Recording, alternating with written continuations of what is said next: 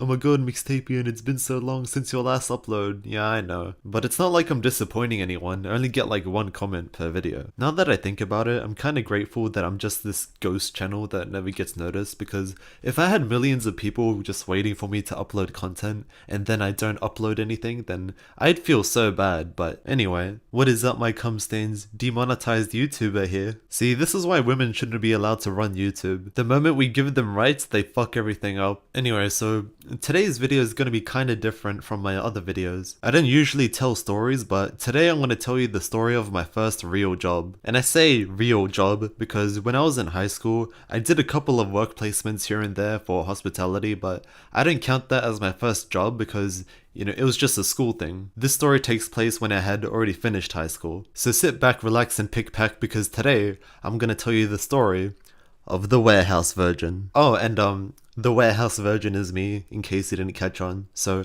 anyway, it all started on May 2018, or around there. I originally wanted to become a train driver, but Sydney Trains wasn't hiring anyone at the time. So in the meantime, I wanted to get a job at a warehouse to save up some money. The reason why I chose a warehouse job is because I have social anxiety. No, not fucking Tumblr anxiety. I fucking hate it when Tumblr kids romanticize social anxiety like it makes them quirky or some shit. It's really not a joke at all. I wish I didn't have social anxiety. I genuinely believe that my social anxiety is the reason why I'm so scared of entering the workforce. It's also why I want to become a train driver, because there's minimal social interaction. So back to the story, I chose a warehouse job because unlike McDonald's, you don't need any customer service skills. I did some research on what warehouse people do, and there's this thing called pickpacking. The moment that I saw what pickpacking is, I thought to myself, wow, this job seems like a really good choice for someone with social anxiety. Let me kinda illustrate what a pickpacker does, and my friend Buzz Lightyear is gonna help me out. First of all, you'll notice that Buzz is wearing the proper safety equipment, which is the steel cap boots, or as I like to call them, the warehouse Timberlands, or the warehouse Tims. During my time at the warehouse, I wasn't even wearing the warehouse Tims on the first day, but we'll get to my story later. Let me just tell you what a pickpacker is. So a pickpacker is someone who takes objects from shelves and then puts these objects in a box. After you put the objects in the box, you turn it in and then you start with a new box. So this is Buzz Lightyear's first day at his pickpacking job. Let's help him out and teach him what to do. Before we start taking objects from shelves and then putting it in a box, we have to scan the box that we're going to use first. Notice how there's a barcode on the box, the blue box with wheels? We're going to use the RF scanner to scan the barcode of the box that we're going to use. So I'm just going to give Buzz the RF scanner. Oh hell yeah, nigga's gonna fuck some space pussy looking like that. So Buzz, why don't you scan the barcode for me? Beep!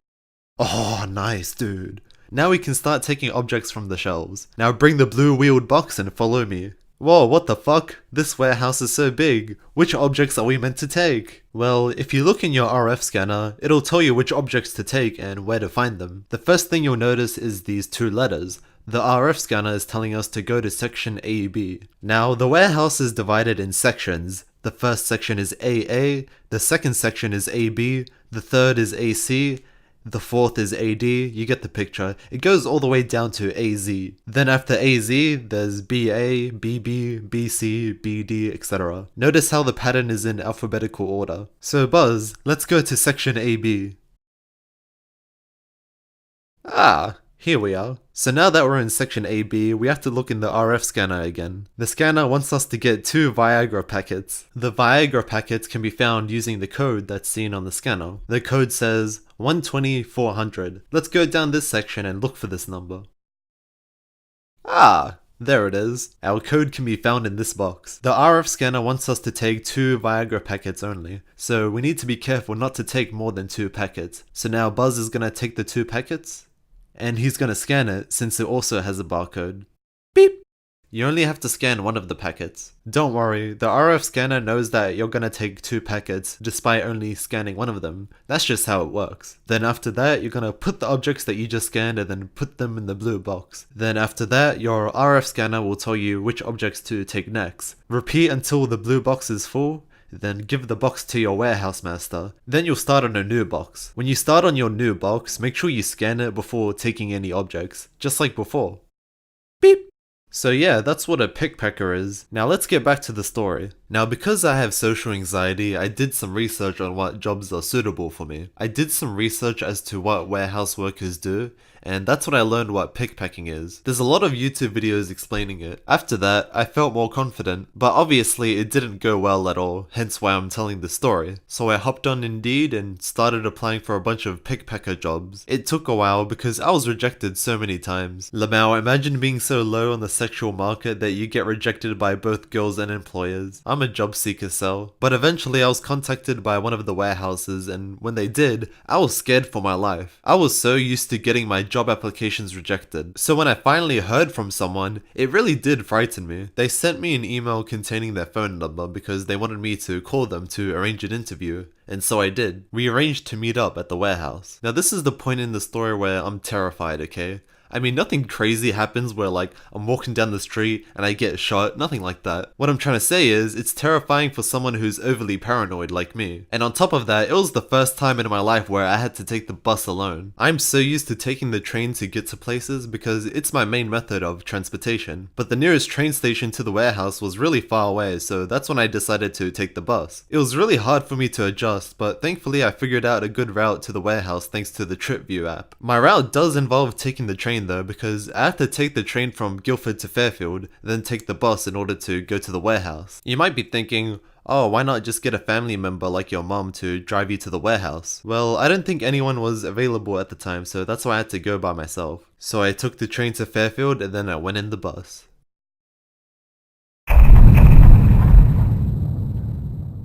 Day 1, I was scared for the entire bus ride. I was doing shit like checking Google Maps every 2 seconds, looking out the window, because I was also scared of missing my stop. Because later on, I ended up getting off the bus like too early, because I was scared that the bus was gonna go past my stop. Yeah, I know, right? That was probably the most autistic thing I've done on that day. So since I got off too early, I ended up walking to the warehouse instead. The journey was really long too. Keep in mind that I was wearing a suit too, since I was going for a job interview. And on top of that, it was a hot day too. So I ended up taking off my blazer and tie and then carried it over my shoulder on the way there. The places that I walked by were intimidating too, because it was at this point was when there's no residential houses anymore. Literally the only buildings that I saw were warehouses and other intimidating industrial establishments. So when I arrived at the warehouse, it still wasn't time for my job interview because I arrived pretty early. So I still had some time to fuck around for a bit. So I decided to whip out my phone and Google the nearest place to get a drink because like I said before, it was a hot day. There was a cafe nearby, so I went there and bought myself a Powerade. I chilled there for quite a while, and I mean a long ass time. But I made sure to buy something for every hour that I was there. I think I was there for about 2 hours. But yeah,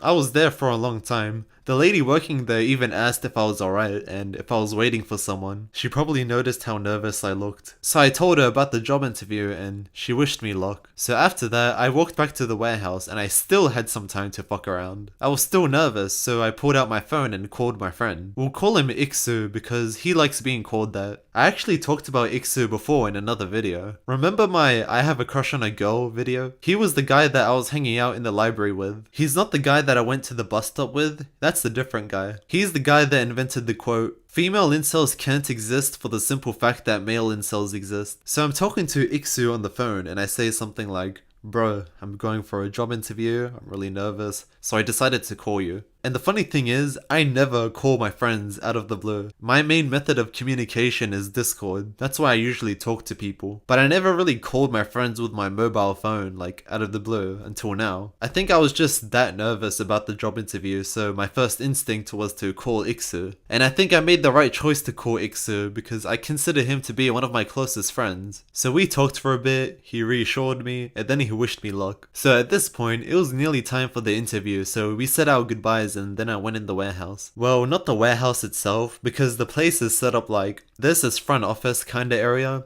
and then behind it is the warehouse itself. So I went in the front office area. When I did, no one was there at first, but then soon after, this girl walked in and I told her that, I'm here for the job interview. She asked for my name and I tell her, which is Robert, in case you were wondering. So she went back into the room that she came from and I hear her say, "Oh, Robert's here." So then this guy comes out, greets me, I shake his hand, and then he takes me to another room for the job interview. The interview was surprisingly relaxing. I thought he was gonna ask questions like, "Oh, where do you see yourself in 5 years?" or Why do you want to work for us? You know, stupid shit like that. But none of those questions were asked at all, so that was good. Most of the interview consisted of him explaining what I'll be doing on the job. And it turns out that my research was correct. His explanation was the exact same as my research with the RF scanners and whatnot. So pretty much, it was the exact same thing that I demonstrated, you know, with the Buzz Lightyear shit. It was the exact same thing as that. So after the interview ended, he told me to come back tomorrow for a week-long trial or something like that,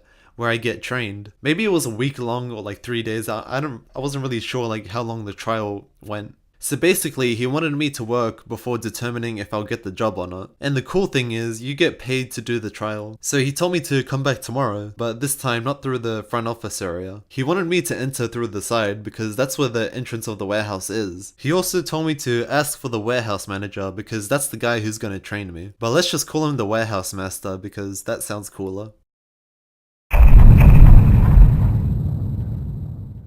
Day 2. I showed up at the warehouse and made my way to the side entrance. As I'm walking, I saw a bunch of people sitting on chairs outside the entrance. Now even to this day, I still don't know why. I just... Don't ask me because I just don't know. But for some reason, this intimidated me. And it's like... Why? It's just people sitting on chairs. But for some reason, you know, that intimidated me. You know, just a bunch of people outside the warehouse entrance fucking sitting on foldable chairs. They didn't look scary at all. It's just the principle of them sitting on foldable chairs outside the entrance that intimidated me. For some reason. But back to the story, I didn't know where to find the warehouse master, so I approached one of them to ask. Before I could even open my mouth, one of them just pointed me to the direction of the warehouse master without saying anything. So I went in the warehouse and started talking to the warehouse master. I don't really remember what we talked about, but I do remember him asking me if I had the steel cap boots, aka the warehouse Tims. I told him that I didn't, and he asked me something along the lines of, "Oh, didn't the job interview guy tell you about it?" In which I reply no, because he didn't. So then he's like, "Alright, but just make sure to get some by tomorrow. You can buy some from Kmart." After that, he directed me to the guy that was gonna train me. Now this is the part in the story where my social anxiety goes over the fucking roof. Long story short, the things that I researched and the things that the job interview guy told me were completely different to what this guy was telling me to do. On top of that, there was a huge language barrier between me and the guy that was training me. He did speak English, but it wasn't very good. Like, it was very clear that English wasn't his first language. And I think that applied to like everyone in the warehouse, because I'm pretty sure I was the only person where, you know, English is like my first language. And nothing's wrong with that, but like if I'm being trained by someone and, you know, I have a hard time understanding them, then of course it's gonna be difficult. Because of this, I now had to ask like 5 million questions to figure out what the fuck I was meant to do, because I thought we were pickpacking, but it turns out that we're doing something completely different. I feel so fucking horrible because I was worried that I was annoying him with my questions, but like I said, there was a language barrier, and also the fact that we weren't doing any pickpacking at all, so it's not like I knew what I was meant to do. Even to this day, I still had no idea what the fuck I was doing. There was even a point where the guy training me had to take a break. So that means there was a point where I was all on my own. No one supervising me, no one training me. Because our break times were different, right? So he had to like take a break. My break like came later on. So when I was left alone, I was thinking, fuck, I have to do something. I can't just do nothing. But I don't know what to do. So this is what I did. I tried to mimic the things that my trainer did, which was, I have no fucking clue. But I tried to copy the things that he did, or at least try to make it look like I was doing something. So I was doing shit like, move the box, pick up the box, put down the box, pick up the box again, put the box in the shelf, scribble on the paper with permanent marker, you know, doing shit that made me look like I was doing something when in reality I'm not. I was also walking down like the back area, so I can intentionally avoid people. Actually, let me illustrate what I was doing. So the front area is where people are usually seen, but not so much the back area. I use this to my advantage. So most of the time, I was pretty much pacing back and forth until it was time for my break. This was kind of a dick move, I'll admit, but it was at that point I decided, I really don't fucking care anymore. You know how people say, "Oh, I didn't sign up for this"? Well, that quote fits perfectly in my situation because I literally did not sign up for this. I thought I signed up for pickpacking, not fucking whatever the fuck I was doing for 8 hours. But after that, I was told to do some easier things like loading boxes into trucks. And I say easy because it's such an easy task to do. at least mentally, because it's easy to understand. Physically, not so much. My body took quite a beating while I was loading boxes into trucks, but to be honest, if all I did was load boxes into trucks as a career, I'd love that. Yes, it is physically draining, which I don't mind, but at least it's easy to understand. Besides, it's better than dealing with a fucking language barrier. Plus, it's good exercise because, as a NEET, I don't really leave my house that much. All I do is masturbate and play games. So after my shift ended, I got my mom to pick me up because she was now available. I told her that I needed to get some steel cap boots, so she drove me to Kmart and bought me the warehouse Tims. Because remember, I didn't have any at that point. When we got home, I just collapsed on my bed because my virgin nerd body was pretty exhausted after 8 hours of warehouse work. So I fell asleep. Day 3. The final day. My mother is driving me to Guildford Station. In my head, I'm thinking to myself, do I really have to do this anymore? I came up with an answer the moment we arrived at the station. So that's when I told my mum that I didn't want to work there anymore. I explained the language barrier issues and how I thought I was gonna do pickpacking, etc. She accepted my reasoning and drove me back home. I couldn't even be bothered to go back and collect my pay because I wanted to stay away from that warehouse as far as possible. So I emailed the job interview guy, thanking him for having me, blah blah blah and all that, and I'm quitting. I didn't tell him the reasons though, I just told him that, I don't think I'm fit for this job. And even to this day, I still have a pair of warehouse Tims sitting in my house. And so, that was the end of that. This is the story of the warehouse virgin. Anyway, thank you for watching my gay video. Peace. And so, our hero Mixtapian continues his job search. Will Mixtapian find a job? Will he be able to save up money? And most importantly, the most detrimental question of them all, will Mixtapian's Train Guard application be successful? Find out next time on Turtle Drama Island. That show was fucking awesome, by the way.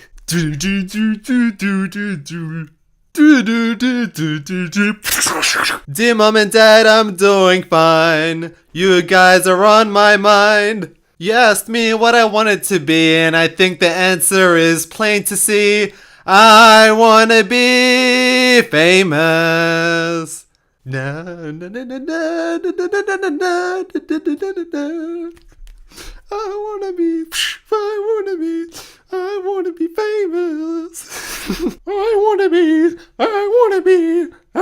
be famous. And so our hero Mixtapian continues his job search. Oh, that sounds so fucking gay.